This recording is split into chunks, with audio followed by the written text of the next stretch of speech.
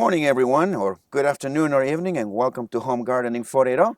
I know that it's been a very long time since we have uploaded a video, but we have not been neglecting the garden. We have just been doing things here and there. We want to thank you, all of you guys, for supporting us from the beginning, and hope that you guys had a very good Christmas, better late than never. And since we are on the 29th of December, we want to wish you guys a Happy New Year's. So that being said, we are going to start giving you guys an update of what we have done so far in the garden. So let's get into it. All right, so if you want to just look at our first row, we've got the grapes. We have had some new foliage coming back out after the very hot summer. In January, all of this is going to die off, and we're going to trim all of these. So we'll do another video on that. We did have a bunch of flowers in that little windmill flower box. What I did was I built kind of like a little cone shape where the water would go down from there, because that was part of the problem with just having one water in here, just not getting enough water spread around. You can see that we've done a little remodel of our watering system here. In the very front row, I've got turnips. This little bunch is where I spilled some seeds, so I'll have to go in and thin that out. But in the center, we have peas, and on the other side, I have another variety of turnips. There's a little bit of insect damage that I'm gonna have to come and deal with, but overall, the drippers are laid out so that they water out at the edge and then also in the middle. This is about a 50-foot length of dripper with an emitter every 6 inches, which we did have to order in because they didn't have it in stock when we went to the store. But it seems to be working out, getting more even water out to the plants where it needs to be. One of the other advantages is we can mulch over the top of this, and it shouldn't be too much of an issue. This variety is a purple top turnip, and then I think in the center the peas are Progress number 9, and then on the other side is supposed to be Market Express turnip. Turnips are really good roasted. They're also really good in soups. The greens are fully edible as well, so it is a multifunctional vegetable. On this bed over here behind me, peas in the center. On the side closest to me is spinach. On the side farthest from me is kale. Again, also another issue with some insect damage. I think I'm gonna have to put some 7 dust out here to kind of control these insects. But these peas were planted after we remodeled our trellis. We went and got some cattle panels from Tractor Supply. We kind of did a little goofy transport home late at night. We just put them on top of our roof rack and kind of bungeed them down. It's only about a mile from the store home, so we did it very discreetly. But the cattle panels have a much more sturdy construction. We got some taller T-posts and used these T-post wire connectors to wrap them on. What we did make sure to do this time was leave a gap between the ground and the trellis, because what happens is when you try to go clean up after everything, you can't do it very well if there's not a gap down there. Also, yes, just helps with some of the other aspect, and you get a little more trellis height out of it too, because we found that these vegetables, especially these snap peas, sugar snap, this is a variety sugar snap, we've had very good success with this several seasons, get at least 5 foot, maybe 6 foot tall. So we need a little more height over our 48-inch welded wire trellis. So this is, again, we redid the watering here as well. Down at the end, we've got our Violet de Bordeaux fig. It's losing quite a bit of its leaves, and I was gonna see if there was any fruit left on this guy. Looks like the birds have got all the fruit off. But again, you know, figs, they're gonna leaf out real soon. I am gonna replace this blackberry. This was a variety called Sweet Giant. I had ordered it online, and it just didn't really do well. it didn't. It just kind of petered out. But next door to it, I have Little Miss Figgy. Little Miss Figgy has ballooned up. Little Miss Figgy is quite large. And if you look right here, I've got a cluster of figs. And that one is probably almost ripe. I could probably pull it off and eat it. You want them to be soft when you squeeze them. And they're gonna be nice and sweet inside, just like that. And the thing with figs is you kind of have to harvest them as you go. All right, well, thank you. They're not all ready. No, pretty good. We have been getting a lot actually out of this tree. Yeah. So here we have our tomato and pepper bed. Right here on the front is patio, and they're indeterminate. So I did have this one kind of fall over, and I trimmed it back, and so I kept part of it. You can see there's some flowers there. There's a little tomato there. However, the peppers, so They're I good. have two varieties. I want to say called Red Knight. It's a red bell pepper. Two of those plants here. I have two plants called Full Dew jalapeno. They're not hot at all. They're good for eating, but they're not hot. So if you want something that's got some heat, you're gonna have to get a different variety. I think I might replace or add in one semi-warm pepper. But as you can see, we've got several tomatoes down here on our patio variety. In the back, pepper here, you can kind of see it. It's a banana pepper. They're supposed to have a little bit of heat, but again, not real hot.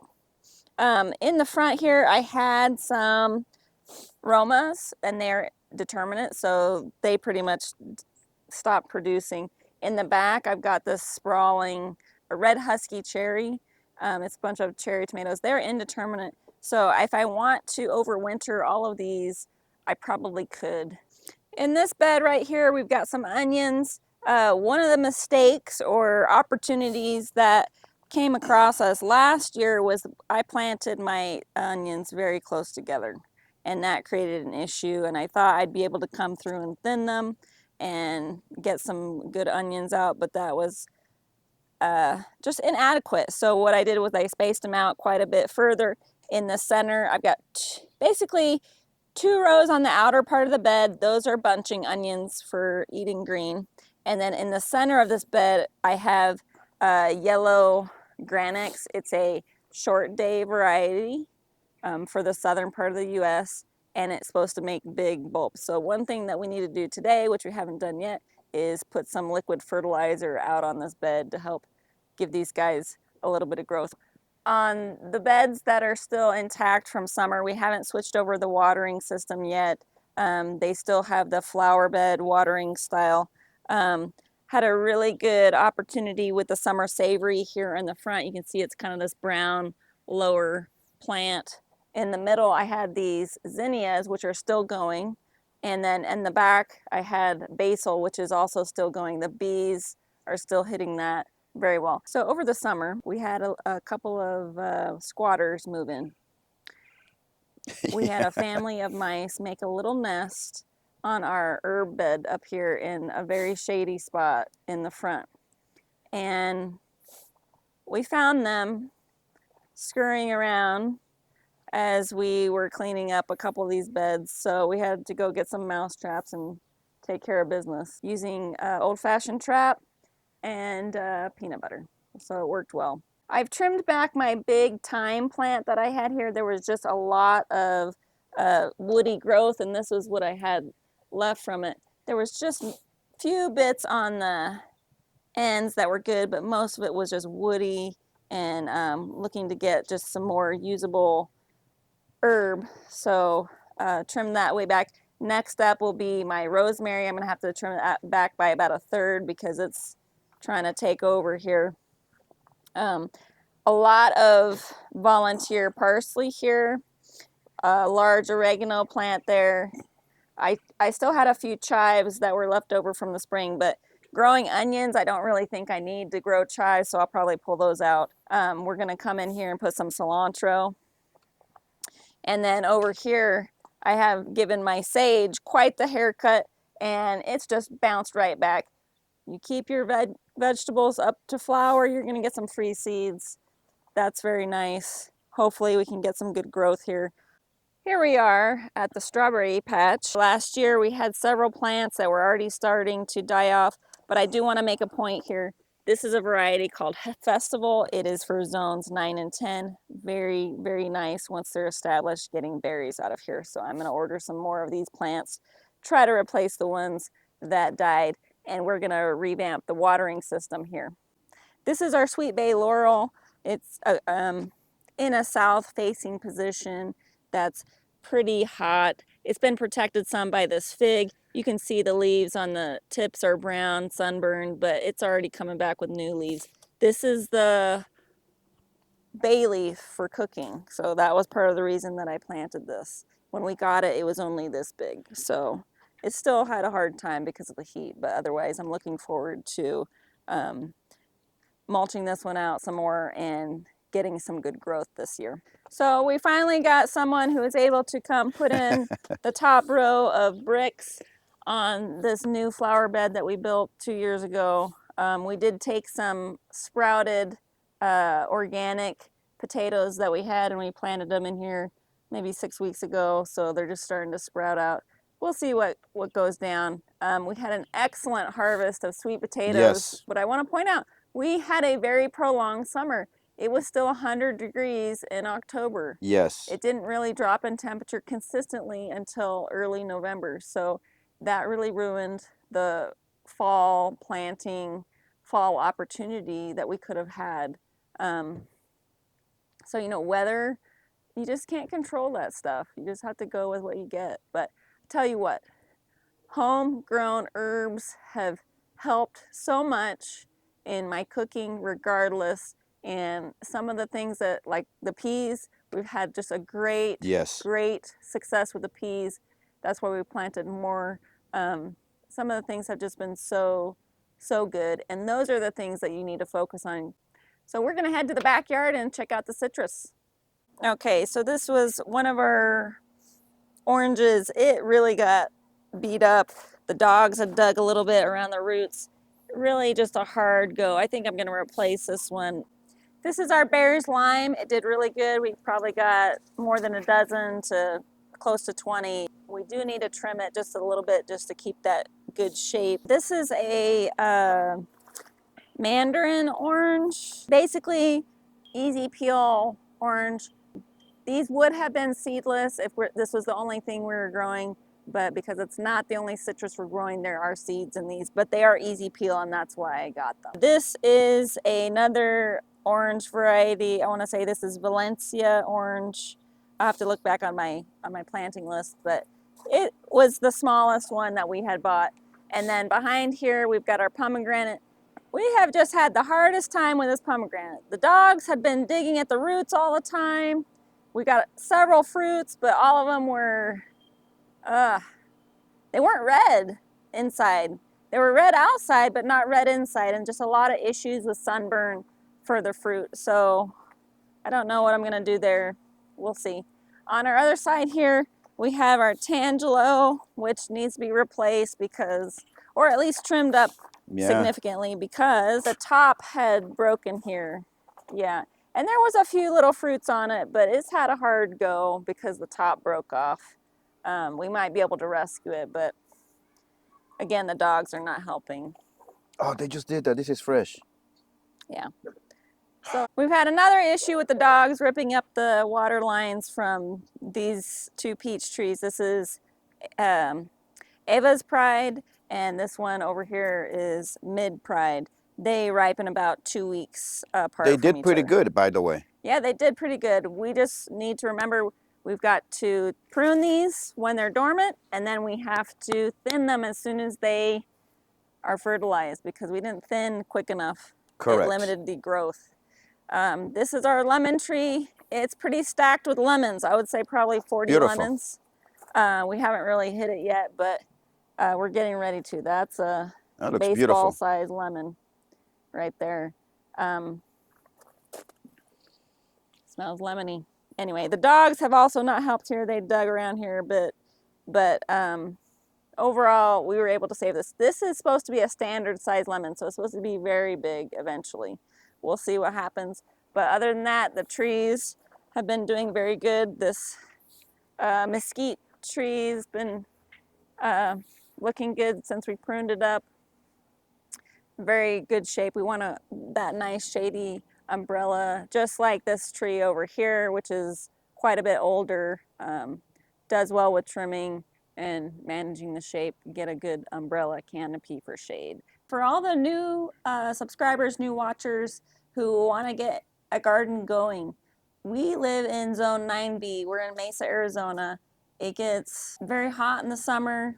We've had some prolonged summers, and it's pretty mild in the winter. You can grow nearly year round here, but you need to use the right plants. You also need to look for the right planting times.